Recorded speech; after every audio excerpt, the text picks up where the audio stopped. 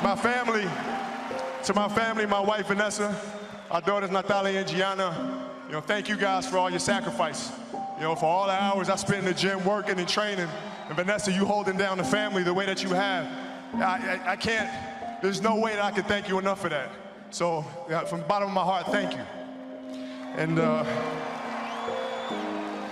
what can I say? Mamba out.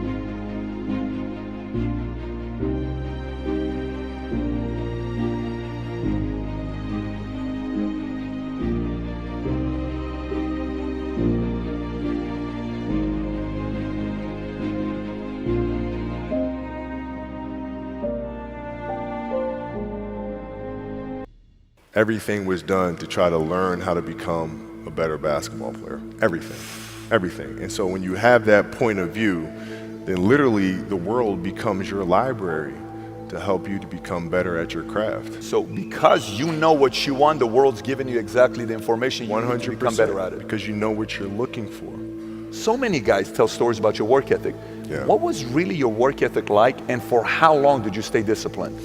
Well, I mean, every day. Since 20 years. It was an everyday process and trying to figure out strengths and weaknesses. For example, jumping ability. Man, my vertical was a 40, it wasn't a 46 or a 45. My hands are big, but they're not massive, right? So you got to figure out ways to strengthen them so your hands are strong enough to be able to palm a ball and do the things that you need to do. Quickness, I was quick, but not insanely quick. I was fast, but not ridiculously fast, right? So I had to rely on skill a lot more. I had to rely on angles a lot more. I had to study the game a lot more. And but I enjoyed it though. So like from the time I can remember when I started watching the game, I studied the game and it just never changed. It's a good separation for me, emotionally, to be able to put myself in a place where at practice or when I'm training or during games, I switch my mind to something else. Switch my mode into something else, right? For me, it's the equivalent of Maximus, Decimus, Meridius, and Gladiator picking up the dirt, smelling the dirt. It's go time, right? So that was my mental switch. It was like an actor getting ready for a film. You got to put yourself in that cage. When you're in that cage, you are that character. And then when you leave there, it's something completely different. But when I'm in that cage, bro, don't touch me, don't talk to me. Just leave me alone. How did you get mentally and emotionally so strong where it doesn't bother you? Well, you got to look at the reality of the situation. Like for me, it's not, you kind of got to get over yourself.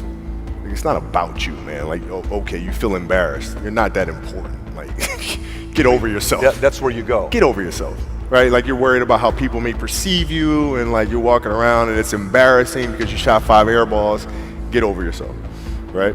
And then after that, it's okay, well, why did those air balls happen? Got it. High school, year before, we played 35 games, max, right? Week in between, spaced out, plenty of time to rest. In the NBA, it's back to back to back to back to back to back to back. I didn't have the legs. So you look at the shot, every shot was online. Every shot was online, but every shot was short. Right? I got to get stronger. I got to train differently. The weight training program that I'm doing, I got to tailor it for an 82-game season so that when the playoffs come around, my legs are stronger and that ball gets there. So I look at it with rationale and say, okay, well, the reason why I shot air balls is because my legs aren't there. I go, well, next year they'll be there. That was it. Done. You're playing against the Golden State Warriors. Score is 107-109. You guys are close to getting into the playoffs. You know exactly what happens in the game. You go up, you're about to take your shot, and then all of a sudden, boom, Achilles happens, right? He went and hit the free throws, and then you walked off the stage. Yeah. And you got the surgery done. Right, I went in the trainer's room, my kids are in there. and you know they're looking at you and stuff, and I'm looking at them, and I'm like, you know, it's all right. Dad's gonna be all right. It'll be fine. It'll be all right. It'll be all right. It'll be all right. As a parent, you gotta set the example. You gotta set the example. This is another obstacle.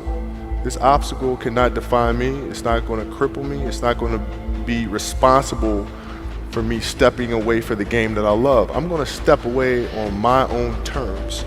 And that's when the decision was made that, you know what, I'm doing it. I'm doing it.